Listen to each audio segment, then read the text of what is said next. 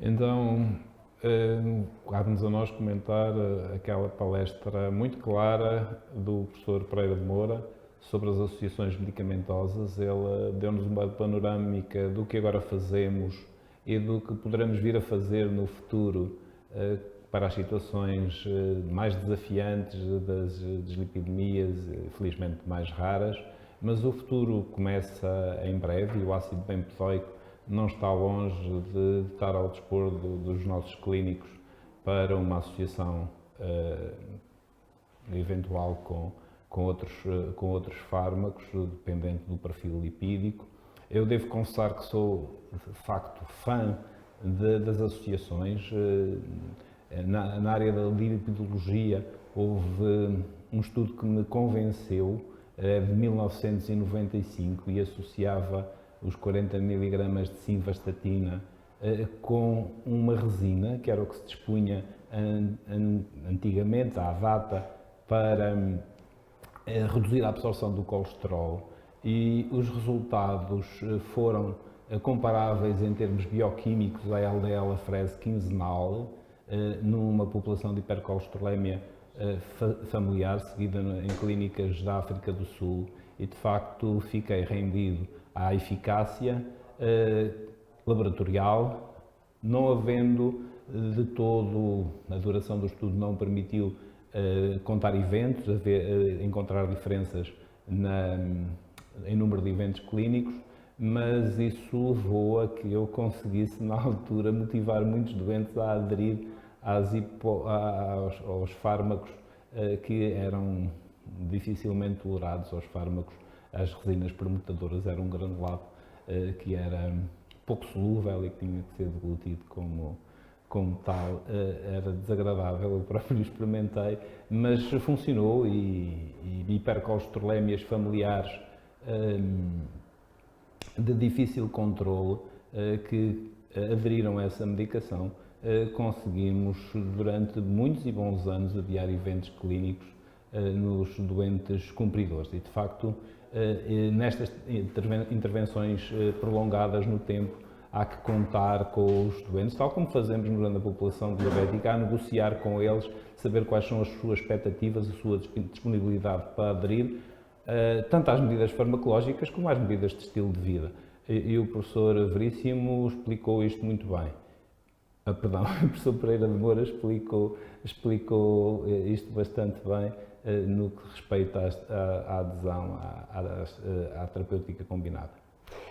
Na nossa clínica habitual, nós temos, a nível dos cuidados de saúde primários e muitas vezes também a nível hospitalar, as situações, digamos assim, de maiores epidémias são normalmente de vigilância hospitalar, o que é lógico, tem realmente a referenciação, mas muitas das situações que nós temos de dislipidemia nos nossos doentes, não só nos diabéticos, mas a grande maioria, realmente, quando tem, para além da dislipidemia, em doentes diabéticos, é a necessidade de nós termos que associar a uma estatina, digamos assim, hoje em dia as mais utilizadas são a associação da atorvastatina com o ezetimibe e, portanto, a rosuvastatina com o ezetimibe, as necessidades realmente que temos neste momento de fazer essas mesmas associações para se conseguirem os objetivos relativamente ao LDL, portanto, dentro dos alvos terapêuticos, portanto, das diferentes das guidelines. Portanto, isto é muito importante, e o professor Pereira Moura realmente isso salientou bastante bem, a necessidade de termos uma associação, mesmo uma dose de rosuvastatina ou de pitavastatina, a maior parte das vezes não chega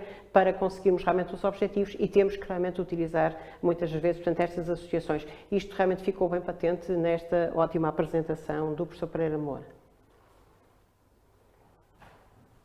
Acabou.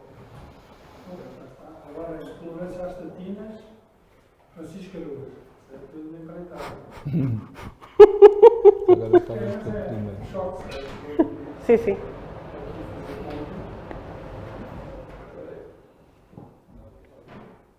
Eu dos triglicéridos quando eu estava, mais horas. Podemos?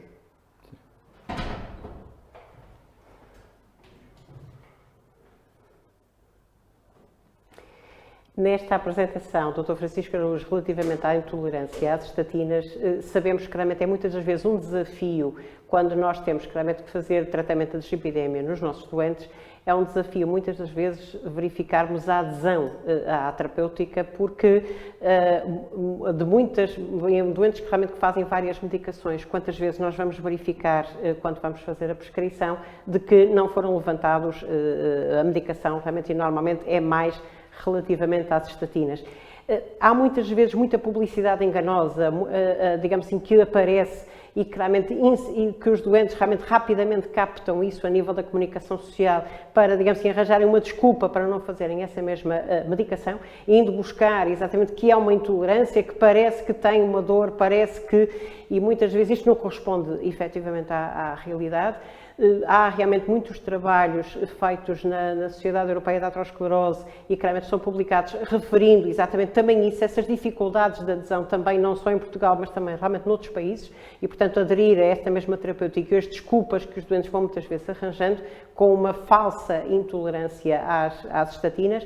Mas, entretanto, quando nós verificamos que há alguma intolerância às estatinas, se realmente diminuirmos um pouco a dose e depois realmente voltarmos lentamente, muitas das vezes são as estratégias, aliás, o Dr. Francisco isso realmente salientou, são das estratégias que nós podemos realmente utilizar, muitas vezes a obviar este tipo de dificuldades que os doentes realmente têm em fazer esta adesão à terapêutica. Estes são aspectos muito importantes da nossa prática clínica e, sobretudo, quando os doentes têm eventos cardiovasculares sérios, mais facilmente se consegue convencer que façam realmente esta adesão à terapêutica. Nos outros que não o tiveram, muitas das vezes, digamos assim, é mais difícil quantas vezes nós conseguirmos realmente que eles façam a terapêutica realmente mais adequada, com uma desculpa de que têm uma intolerância às estatinas, com uma dor muscular, com isto, com aquilo, e já agora vão tentar outras abordagens e realmente mais facilmente vão nos cantos das sereias, que realmente por aí realmente vão surgindo.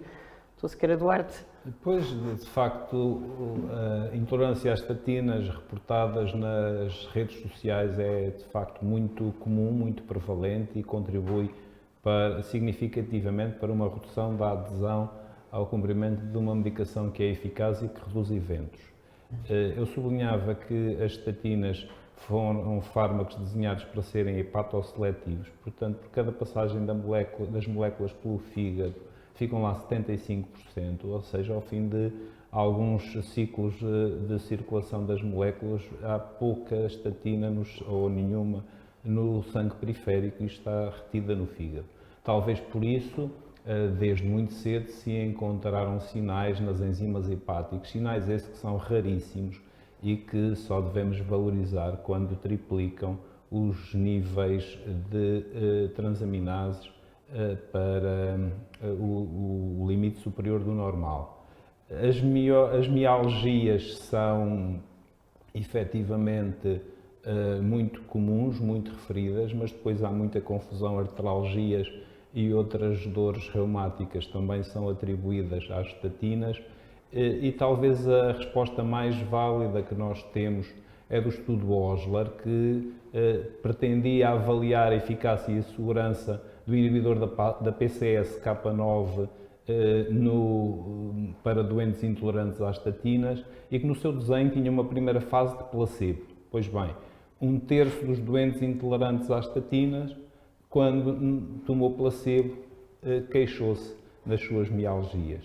E isto diz muito de um efeito nocebo ou que é veiculado, de facto, pelas redes sociais e pelo temor que é sempre tomar um fármaco de uma forma continuada e havendo ruído de fundo, mas admitindo todos nós que um fármaco pode ter efeitos adversos, cumpre conhecê-los, minimizá-los e receitá-los às pessoas certas, porque os problemas que houve com a estatina, retirada do mercado há 10 anos, foi por iniciativa do laboratório, numa autoridade reguladora o determinou e foi com a dosagem mais alta e foi com um esquema de prescrição inadequado que não seguiu o RCM e que, portanto, bastava ter seguido as normas de boa prática e respeitar as dosagens e as interações com outro fármaco, estou-me a referir à sirivastatina ou gemfibrozil,